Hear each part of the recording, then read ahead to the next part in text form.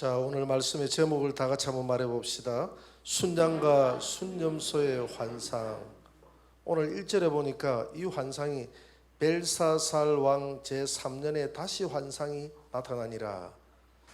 처음에 나타난 환상 후 처음에 나타났던 다니엘에게 나타났던 환상이 몇 장입니까? 7장이죠. 앞에 7장 1절에는 보니까 벨사살 왕 원년에 다니엘의 꿈속에서 꿈에서 환상을 봤는데, 오늘 3년이라고 하니까 몇 년 뒤에 환상을 봤습니까? 2년 뒤죠, 그죠? 1년 원년에 봤으니까 또 원년 1년 차에 한번 보고 2년 차, 3년 차에 한번 보니까 2년 뒤에 환상이 보였습니다. 처음에는 꿈으로 환상을 봤고, 오늘은 꿈이 아니라 환상으로 환상을 보는 그런 내용입니다. 어디에서 환상을 봤다고 되어 있습니까? 오늘 2절에 보니까 엘람 지방 수산성에 있었고 내가 환상을 보기는 을레강변이니라. 엘람 지방 수산성 을레강변이 어디냐 하면, 제가 그림을 한번 그려볼게요.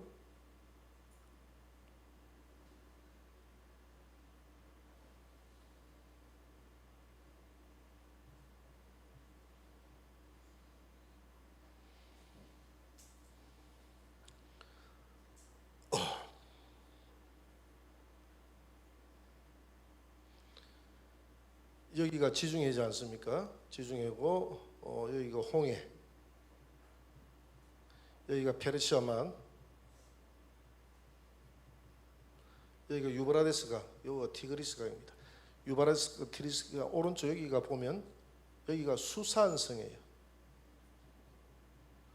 을레강변이라는 것은 수산성역 근처에 흐르는 이 강이, 페르시아만 쪽으로 흐르는 강이 무슨 강이라고요? 을레강변. 이걸 을레강변이라고 하는 겁니다. 을레강변. 그래서 엘람 몸은 수산성에 있었고, 몸은 뭐 때문에 수산성으로까지 갔는지는 알 수가 없어요. 무슨 지방 시찰차 갔을 수도 있죠. 몸은 있어요. 거기서 기도하는 가중에 수산성 요 근처에 을레강변의 환상이 보이는데, 강변에. 그래서 강변이라고 하면 우리 한국 사람들은 기도할 제목이 있으면 산을 찾잖아요, 그죠? 근데 이스라엘 사람들은 강을 찾았습니다. 그 흐르는 강물은 하나님의 은혜가 흐르는 곳이라고 생각했기 때문에 그 강가에서 기도를 했던 모습을 보게 됩니다. 사도행전 16장 13절에도 바울이 빌립보성에서 안식일에 기도할 곳이 있을까 하고 강가에 나가서 거기서 기도할 곳을 찾았는데, 이미 거기에 기도하고 예배 드리는 여자들이 있었죠. 유대 여자들, 그죠? 그 여자 중에 한 사람이 루디아였는데, 그들에게 복음을 전했는데 루디아가 마음문을 열고 예수님을 영접하게 되고 루디아의 가정이 빌립보 교회가 되는 그런 놀라운 역사가 일어났습니다. 그리고 시편 137편 1절 2절에도 보면 강변 거기서 시온을 기억하며 울었나이다. 강변에서 시온을 생각하면서 울었다. 그리고 강변에서 기도했다 이 말이죠. 그래서 그 강변에서, 을레 강변에서 한 환상이 보였는데, 그 환상이 어떤 환상이냐? 다니엘서 8장 3절에 잘 나와 있습니다. 어떤 환상이었는지 한번 읽어봅시다. 다 같이 시작. 내가 눈을 들어 본 적 강가에 두 뿔 가진 순양이 있었는데 그 두 뿔이 다 길었으며 그 중 한 뿔은 다른 뿔보다 길었고 그 긴 것은 나중에 난 것이더라. 첫째, 순양의 환상.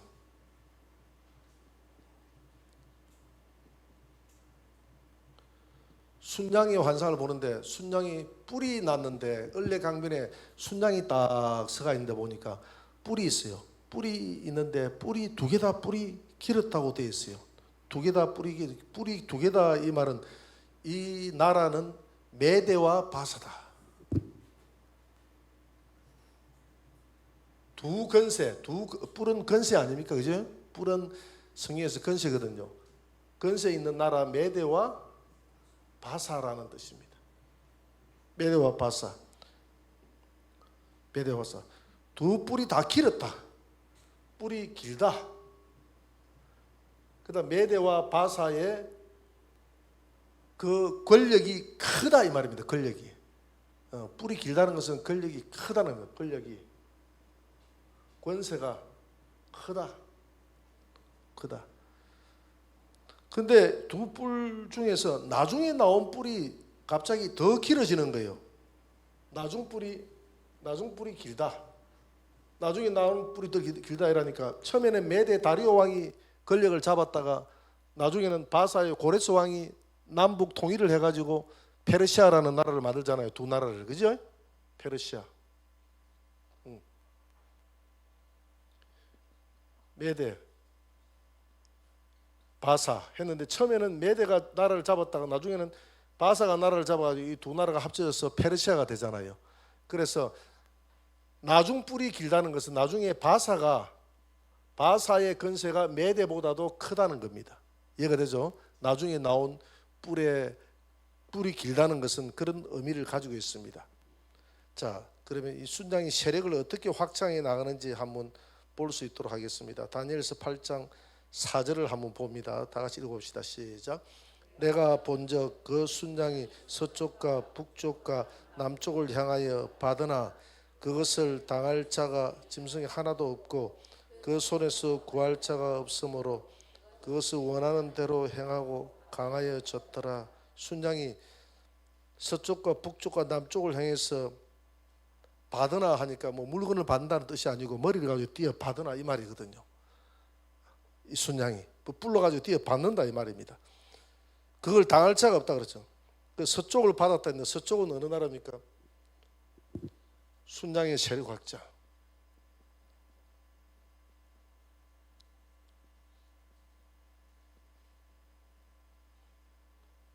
자, 서쪽 바벨론이죠, 그지?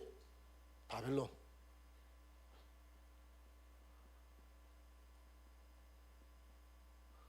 그다음 북쪽, 북쪽 리디아.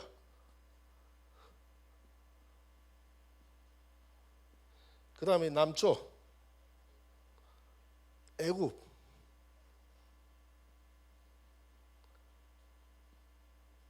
그러니까 다니엘서 7장 5절에 보니까 7장 5절에는 똑같은 내용이 있죠, 그죠? 똑같은 내용. 이 나라는 지금 메데 바사를 7장 5절에는 메데 바사를 무엇으로 표현하고 있어요? 여기는 양으로 표현하고 있는데 거기는 무엇으로 나오죠?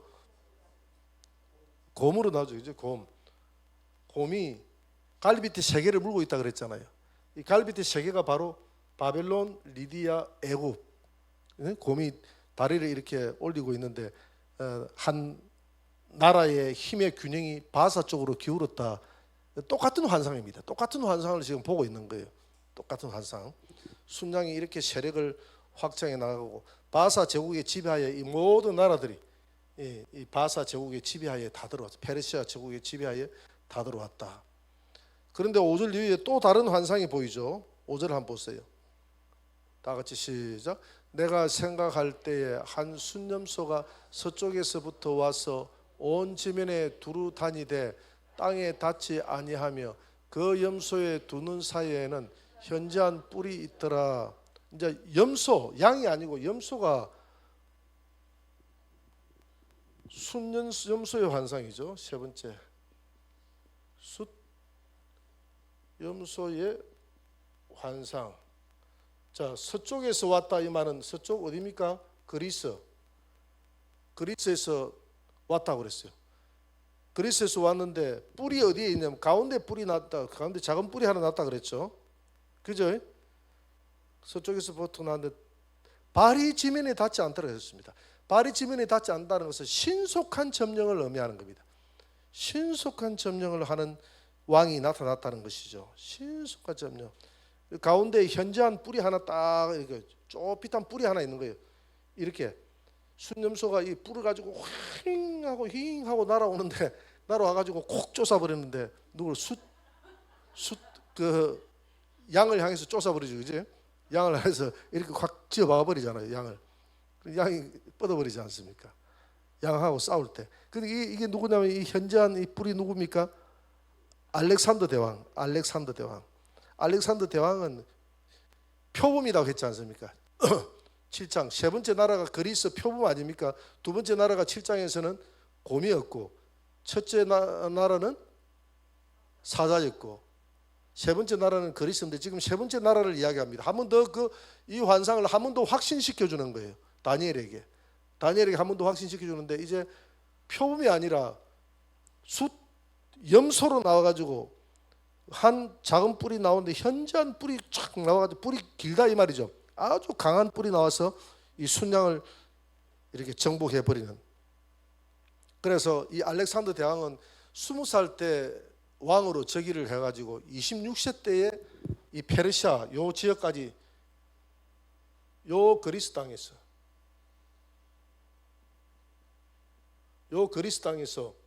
요 지역까지를 전체 다 점령을 해버립니다. 점령을 해버리고 32세 때 저 인도에 여기 겐지스 좀 넘었었어요. 겐지스강 인도의 겐지스 강까지 진출을 해가지고 그까지 진출을 했다가 말라리아 병으로 모기에게 물려서 말라리아에 죽게 됩니다. 역사적으로 독사를 당했다 뭐 등등 여러 가지 설이 있는데 말라리아에 죽었을 가능성이 많다. 왜냐하면 그가 죽어왔던 모든 과정들을 봤을 때 독사를 당한 것이 아니라 독극물에 죽은 것이 아니라 말라리아에 죽었던 병의 증상과 똑같다. 이렇게 해서 말라리아에 죽었다. 이렇게 보는 거예요.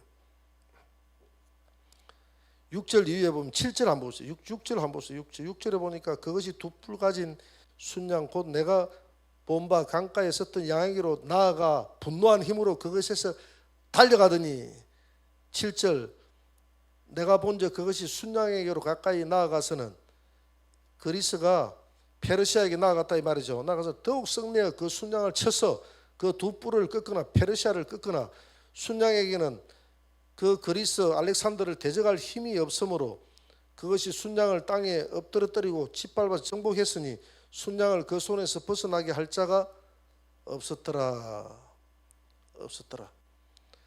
그런데 이 순양은 8절 한번 보세요. 8절에 보니까 이 알렉산더 대왕인데 알렉산더 대왕은 다 점령을 하고 난 다음에 더 이상 점령할 나라가 없어서 그냥 통곡하며 울었다라는 그런 웃지 못할 에피소드가 있어요. 8절 그 이후에 8절 한번 보세요. 8절 순념소가 스스로 심히 강성하여 가더니 강성할 때에 그 큰 뿔이 꺾이고 그 대신에 현저한 뿔넷이 하늘 사방을 향하여 났더라. 그러니까 32살 때에 이 뿔이 꺾였다는 말은 알렉산더가 죽었다 이 말입니다. 알렉산더가 죽고 난 이후에 후계자가 없었어요. 후계자가 없었기 때문에 알렉산더 예화에 네 장수가 있었는데 네 장수가 요 나라들을 네 나라로 나누게 됩니다. 네 나라를 나누는데 그리스하고 아시아 약간 북쪽까지 아닙니다.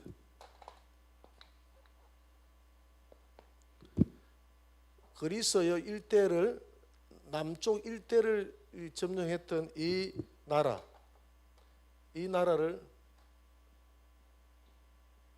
가산드라고 합니다. 가산드. 그리스 북쪽하고 요 아시아 약간 북쪽을 점령했던 이 나라를 리시마크스라고 합니다. 리시마크스.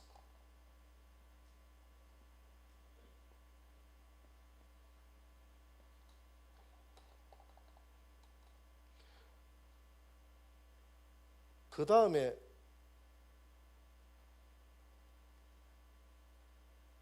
요 모든 요 장수 요까지의 요 시리아를 비롯해서 동북 소아시아까지를 전부 다 점령했던 왕을 자기 이름을 따라서 셀류커스라고 합니다. 셀류커스라고 그랬어요. 그 다음에 요 팔레스틴하고 요 남쪽 애국까지 포함해 가지고 요 나라를 프톨레미라고 합니다. 네 장수에 의해서 이 네 나라가 나눠지게 되는 것입니다. 7장과 우리 8장을 한번 비교해 보면요, 7장은 곰이 몸 한쪽을 들었다고 그랬잖아요, 그죠?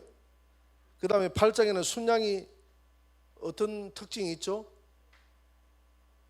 한쪽, 왼쪽, 한쪽 뿔이 더 길다 그랬죠. 이것은 바사의 나라가 국권의 그 권력이 더 크다는 것을 나타내는 것이고, 7장에서 꾸었던 이 환상을 8장에서 다시 한 번 더 하나님이 다른 방법으로 보여준 것이죠.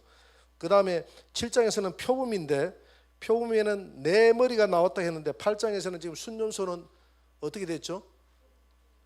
순념소에는 네 뿔이 나왔다 그랬잖아요. 순념소 8절에 보니까 순념소가 큰 뿔이 꺾이고, 그 대신에 현저한 뿔, 8절에 보니까 네 뿔이 나와서 사방을 향해서 나더라. 네 뿔, 네 뿔은, 큰 뿔은 꺾이고, 큰 뿔은 누굽니까?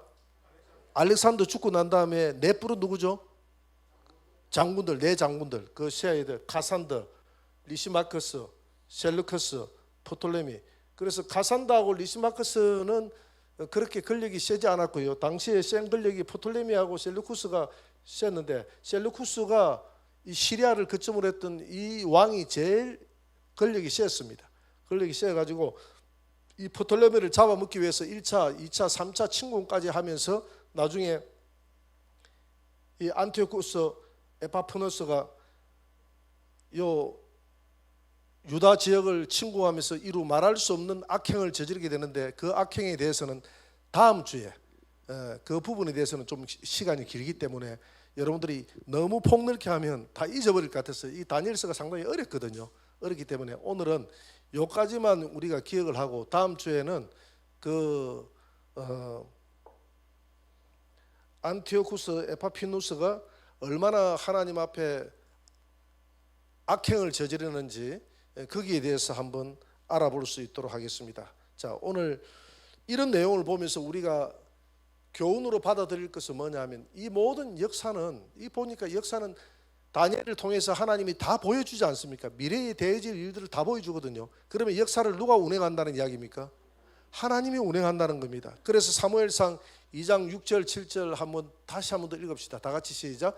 여호와는 죽이기도 하시고 살리기도 하시며 소울에 내리기도 하시고 거기에서 올리기도 하시는 도다. 여호와는 가난하기도 하시고 부하기도 하시며 낮추기도 하시고 높이기도 하시는 도다. 역사의 모든 운행은 하나님의 손에 있다는 겁니다. 이렇게 거대한 역사도 하나님이 운행하시지만 저와 여러분들의 가정에 세세하게 역사하는 이 모든 역사도 하나님이 운행하는 줄 믿으시기 바랍니다. 그래서 하나님은 여러분들을 죽일 수도 있고 살릴 수도 있고, 여러분들을 소울에 집어넣을 수도 있고 거기서 올려줄 수도 있고, 또 우리를 가난하기도 하는 분이 하나님이시고 부하기도 할 수 있고, 우리를 낮추기도 할 수 있고 높이기도 할 수 있고. 그래서 우리는 기도할 때 하나님, 모든 역사의 권력과 주권은, 역사는 하나님께 있으니 하나님, 내가 욕심 부리지 말고 하나님 나를 통해서 하나님의 뜻을 이루소서. 하나님이 낮추시든 어떻게 하시든 하나님 주의 성령을 다윗처럼 거두지 마시고 정직한 영을 새롭게 하셔서 나를 주님의 일꾼으로 써 주시옵소서. 이렇게 기도하시는 저와 여러분들이 되시기를 주의 이름으로 축원합니다. 오늘 여기까지 합시다.